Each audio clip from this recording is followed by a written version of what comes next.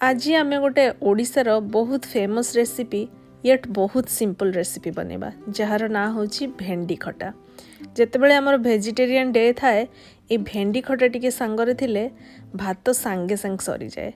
तो भेंडी खटा बनवाई भेंडी को आगे प्रथम एमती छोट छोट करी काटिदेबे। मु छोट छोट करी काटुची, आपण चाहिए भेंडी को लंबा लंबा करके भी काटी पारिबे। किंतु भेंडी खटा करने पूर्वर प्रथम गोटे कम करने को पड़ो, तेंतुली को आगे टिके गरम पानी रे भल भाव चकुटी रखीदेवाई पड़ो 15 ରୁ 20 मिनिट, सो दैट तार भल भाव पल्प बनीज भेंडी खटा करवा इजी हम।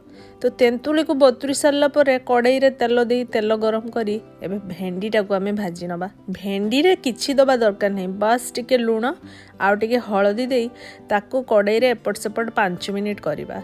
भेंडी को बेसी भाजवा दरकार नहीं, 5 मिनिट भितर सी आपे आपे भाजी हो। भेंडी भजा हो सारा पर आमे ताको गोटे पात्र को बाहर करी रखी नवा। मु जेमती एबे बाहर करी रखी नउची। बाहर कर रखी सारा पर से तेंतुली पानी को आबे में कड़ई रे लुण आउ टिके हलदी दे टक्कर मकर करी फुटे नवा।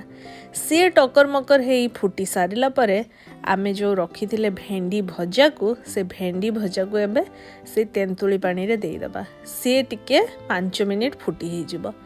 5 मिनिट फुटी हो सारा पर आपण ये जे पानी रो परिमाण देखुचंदी सेटा अधा हो जिवो। तो अधा हो गला पर एटा हला राइट टाइम चीनी दबार।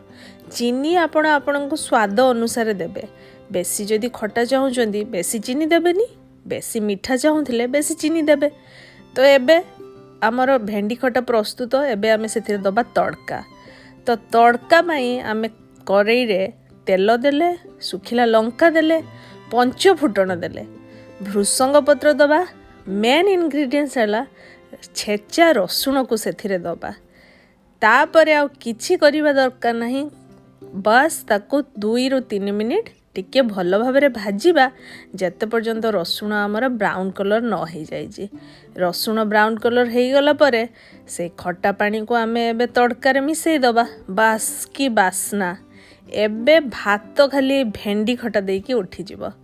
तो आज है एया थिला मोर रेसिपी भेंडी खटा, ओडिशार प्रसिद्ध भेंडी खटा। तो आपण मानकु रेसिपी केमती लागिला मते निश्चय कमेंट बॉक्स रे जणाइबे। आ जदि मो रेसिपी भल लागुथिबो ताले चैनल को लाइक करिवे, शेयर करिवे, आ सब्सक्राइब निश्चय करिवे। तो आपण मानक संगे देखा हबो पुणी नेक्स्ट वीडियो रे। जय जगन्नाथ।